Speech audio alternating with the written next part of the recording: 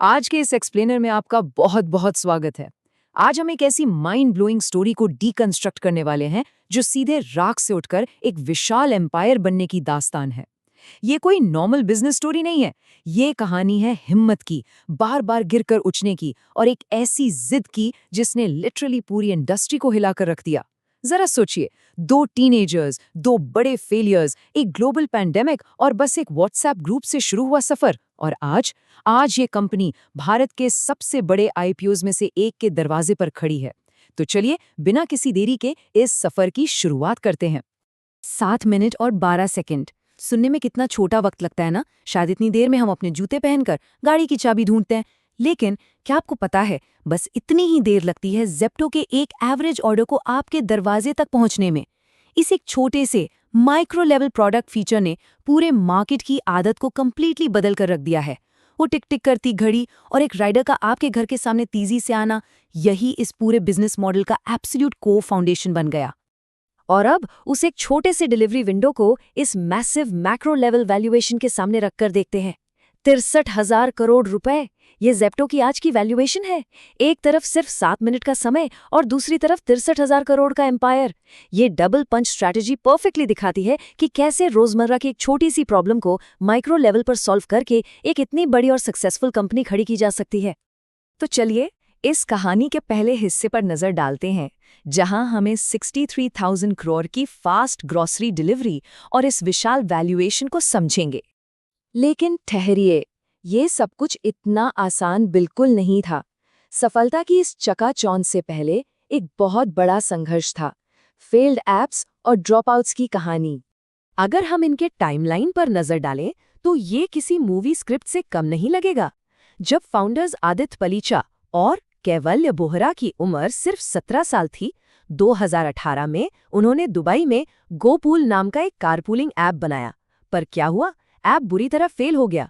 उसके बाद 2020 में उनका स्टैनफोर्ड यूनिवर्सिटी में कंप्यूटर साइंस पढ़ने के लिए एडमिशन हुआ, लेकिन तभी कोविड-19 लॉकडाउन लग गया। उस वक्त इंडिया में ग्रॉसरीज मंगवाना एक एक्चुअल नाइटमेयर था। 2-2, 3-3 दिन तक सामान नहीं आता था। इस प्रॉब्लम को टैकल करने के लिए 2020 के आखिर में उन्होंने किराना कार्ट शुरू किया। येली कॉम्बिनेटर जैसी बड़ी फर्म्स के इंटरेस्ट और $730,000 की सीड फंडिंग मिलने के बावजूद किराना कार्ट भी फेल हो गया। तो यहाँ सबसे बड़ा टेकअवे क्या है? उनके लिए फेलियर कोई आइडेंटिटी नहीं थी, बल्कि सिर्फ एक डेटा पॉइंट था। 19 साल की उम्र से पहले 2 बड़े फेलियर्स। ज्यादातर लोग शायद यहाँ हार मान लेते, लेकिन इनकी कहानी कुछ और ही थी। और यहीं से शुरू होती है उनकी असली उड़ान, 10 मिनट वाले डार्क स्टोर का कॉन्सेप्ट और सही पिवट की तलाश। इन सभी फेल्ड एक्सपेरिमेंट्स के बीच ना एक आहा मोमेंट था। किराना कार्ट फेल जरूर हुआ, पर एक चीज बिल्कुल क्रिस्टल क्लियर हो गई थी। जब भी डिलीवरी फास्ट होती थी, कस्टमर बार बार वापस आता था। उन्हें समझ आ गया कि स्पीड का सीधा मतलब है कस्टमर लॉयल्टी। अब इस कॉन्ट्रास्ट को ध्यान से देखिए। पहले था किराना कार्ट, 45 मिनट की डिलीवरी, लोकल किराना स्टोर्स पर डिपेंड करना और एंडलेस कोऑर्डिनेशन इश्यूज, जिसकी वजह से मार्केट फिट बिल्कुल पुअर था।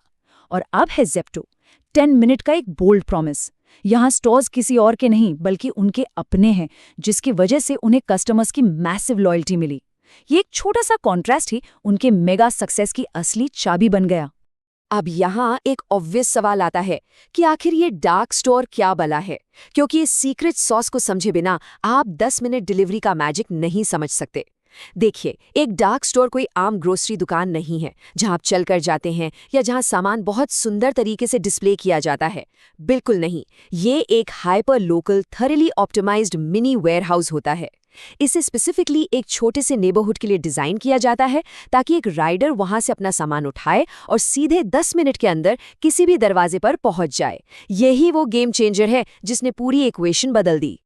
लेकिन क्या आपको लगता है उन्होंने शुरू में ही लाखों डॉलर इन डार्क स्टोर्स में लगा दिए होंगे? जी नहीं। इस अप्रोच का असली मैजिक इन स्टेप्स में छुपा है। कोई भी हेवी टेक या कॉम्प्लेक्स कोड लिखने से पहले उन्होंने अपनी हाइपोथेसिस को जमीन पर टेस्ट किया। कैसे?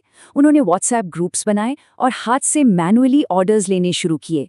फाउंडर्स खुद भाग भाग कर ग्रॉसरीज डिलीवर करते थे ताकि रियल डिमांड को वैलिडेट कर सकें। और जब कॉन्ट्रेरी कैपिटल ने इनका ये मैनुअल हसल और मार्केट की जोरदार डिमांड देखी, तो उन्होंने तुरंत फंडिंग ऑफर की। बस उसके बाद उन्होंने अपना स्टैनफोर्ड का सेफ्टी नेट हमेशा के लिए छोड़ दिया। और इस टेस्टिंग का नतीजा ये सीधे ले गया उन्हें यूनिकॉर्न स्टेटस और एक 63,000 करोड़ रुपए के एम्पायर की तरफ। जुलाई 2021 में अपने ऑफिशियल लॉन्च के बाद इनकी ग्रोथ लिटरली एक रॉकेट शिप की तरह रही है। ये आंकड़े देखिए, फाइनेंशियल ईयर 23 में इनका रेवेन्यू 2,077 करोड़ था। FY 24 आते आते ये डबल हो गया, 4,454 करोड़, यानी सीधा 116% की ग्रोथ। और अगर हम FY 25 की बात करें तो प्रोजेक्शन सीधे 11,110 करोड़ पर जा रहा है। ये लगभग 150% की माइंड बॉगलिंग छलांग है। इन्हीं मैसिव नंबर्स और इनसेन ग्रोथ स्पीड की वजह से अगस्त 2023 में कंपनी $1.4 बिलियन की वैल्यूएशन के साथ यूनिकॉर्न बन गई और आज तकरीबन $7 बिलियन के आसपास खड़ी है। और आज इनका फुटप्रिंट कैसा दिखता है? ये वाकई में दंग करने वाला है। आज इनके पास 250 से भी ज्यादा डार्क स्टोर्स हैं, जो 11 बड़े शहरों में फैले हैं, और हर दिन ये 15 लाख से ज्यादा ऑर्डर्स प्रोसेस कर रहे हैं।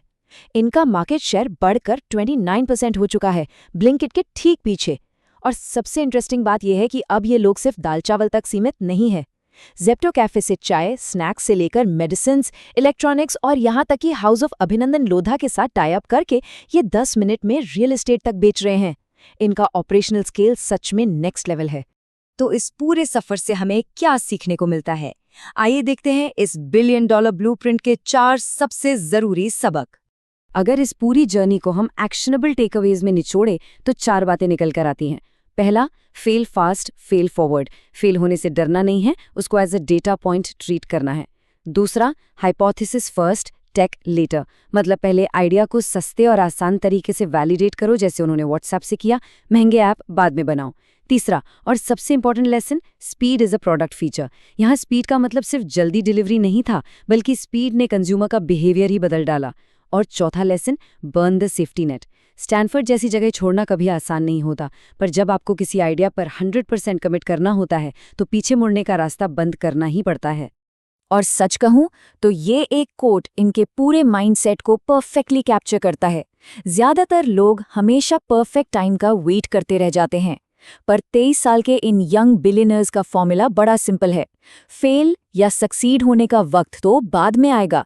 सबसे पहला और सबसे बड़ा कदम सिर्फ एक्शन लेना और स्टार्ट करना होता है। तो आखिर में इस एक्सप्लेनर को एक बहुत ही बढ़िया सवाल पर छोड़ते हैं। मॉर्गन स्टैनली और गोल्डमैन सैक्स जैसे बड़े बैंक्स अब जुलाई-सितंबर 2026 के आसपास इनके 11,000 करोड़ के मेगा IPO की तैयारी कर रहे हैं। पर अब सवाल ये उठता है, क्या ये विशाल लिस्टिंग स्टॉक मार्केट की हाई एक्सपेक्टेशंस पर खरी उतर पाएगी? एक व्हाट्सएप ग्रुप और फेल्ड ऐप्स से शुरू हुई ये 63,000 करोड़ की जर्नी अब पब्लिक मार्केट में कैसा परफॉर्म करेगी, ये देखना वाकई में बहुत दिलचस्प होने वाला है। आप इस बारे में क्या सोचते हैं? खैर, इस एक्सप्लेनर में बस इतना ही। आगे भी हम ऐसी ही कमाल की एनालिसिस लाते रहेंगे।